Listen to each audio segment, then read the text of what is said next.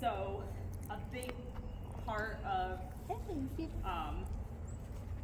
want to say tunnel problems, a big part of off-course tunnels is the lack of actual tunnel training. And that's something that I want to kind of go over with you guys here today. Just the way that agility is heading towards, I feel like 5 years ago we didn't really need to do it this way, but I feel going forward all my future dogs are probably going to be trained with more in this direction. Because like I said, they love putting tunnels in discriminations, they like putting them in your way, they like really showing the dog on their line a lot of those off-course potentials such as this. And so with my dogs, I want to be very clear that unless the word tunnel comes out of my mouth, assume not to take it. That's like the one obstacle where I'm like, if I'm not saying it, please don't go to it. I'm not like a total Hitler where I'm like, you need to say jump for every jump and tunnel for every tunnel, all that. Like, I'm not, I still go back to my one-mind dog ways. But when it comes to tunnels, just the way that agility is evolving, unless I say it, I don't want them to go to it. And kind of how that relates to us under training it is oftentimes, especially if I have a dog that goes to tunnels easily, I'm very lazy about handling it because I'll just be like, I already assume they're going to go to it because they're going to go to it easily. And if I handle lazily when I do want them to do it, it's not fair that when I don't want them to do it and I'm trying to be clear, they're like, well, you weren't clear about it when you did want it. And they need to see the picture of when you do want it and when you don't want it. And if I just throw them into tunnels because it's easy, it can sometimes backfire. So keep in mind going forward, especially as I explain to you how I teach my dogs to not go into tunnels. One thing that'll happen is you might notice now we need to actually really cue the tunnels. So you're gonna have to actually really step at it and say it, just like you would a jump and not take it quite as for granted. That's one of the common things that I've been seeing.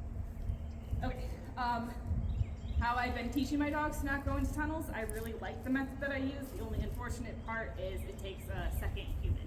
So it's kind of hard to do on your own. But what I like to do with this is kind of the concept of when we have puppies, when you're crate training, you have them in a crate and you're trying to teach them not to bust out of the crate, you'll open it up a little bit, and if they start to like shove through, you just simply shut the door until you can open it all the way, and if they're about to pull through, you shut the door on them.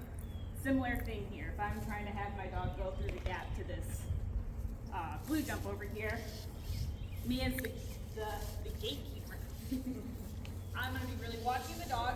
So unfortunately, I'm not going to be watching you guys as much.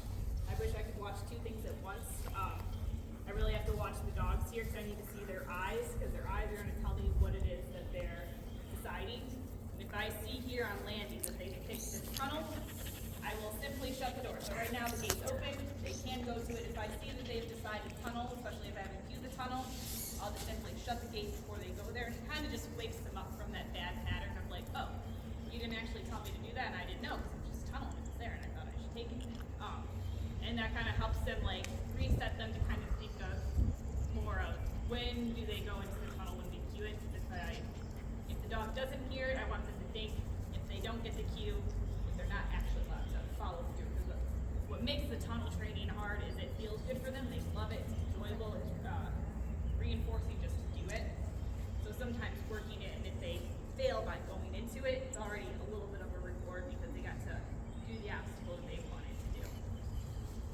So we can play a little bit with this just to kind of get them to actually stay in with us. And we can always move the angle of that blue jump or anything we need to kind of help them come into us here.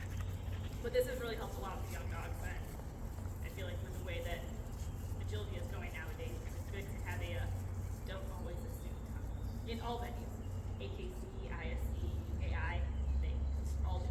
Does that make sense? Any questions on that? Okay.